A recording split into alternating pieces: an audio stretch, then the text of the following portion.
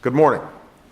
I want to briefly share some news about our economy and talk about the work that we're doing both to protect American consumers and to put our economy back on a path to growth and prosperity. This week we saw some signs that the gears of America's economic engine are slowly beginning to turn. Consumer spending and home sales are stabilizing. Unemployment claims are dropping and job losses are beginning to slow.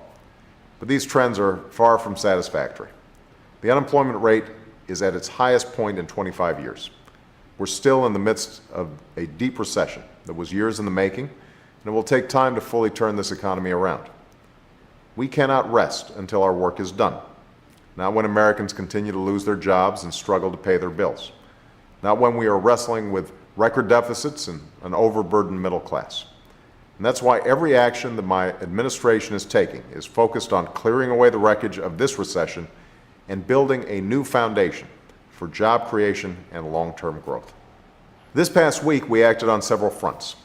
To restart the flow of credit that businesses and individuals depend upon, we completed an unprecedented review of the conditions of our nation's largest banks to determine what additional steps are necessary to get our economy moving. To restore fiscal discipline, we identified 121 programs to eliminate from our budget. And to restore a sense of fairness to our tax code and common sense to our economy, I've asked Congress to work with me in closing the loopholes that let companies ship jobs and stash profits overseas.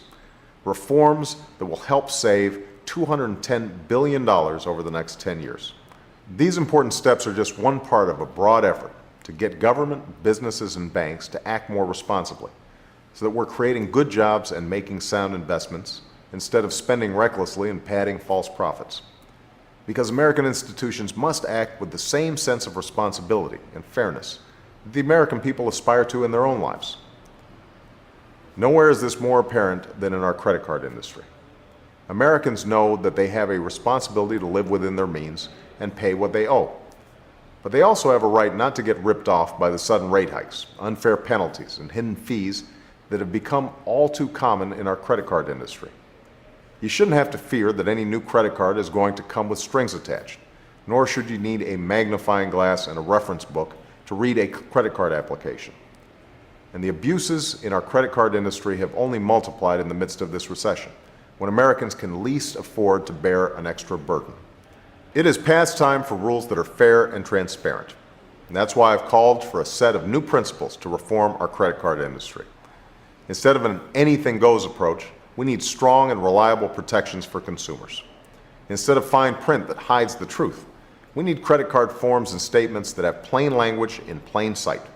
And we need to give people the tools they need to find a credit card that meets their needs. And instead of abuse that goes unpunished, we need to strengthen monitoring, enforcement, and penalties for credit card companies that take advantage of ordinary Americans. Now, the House has taken important steps towards putting these principles into law, and the Senate is poised to do the same next week.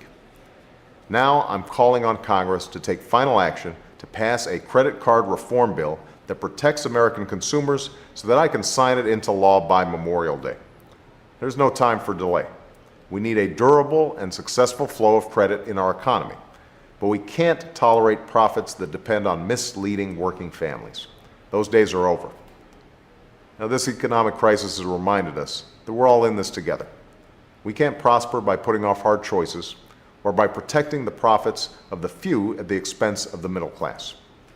We're making steady progress towards recovery, but we must ensure that the legacy of this recession is an American economy that rewards work and innovation, that's guided by fairness and responsibility, and that grows steadily into the future.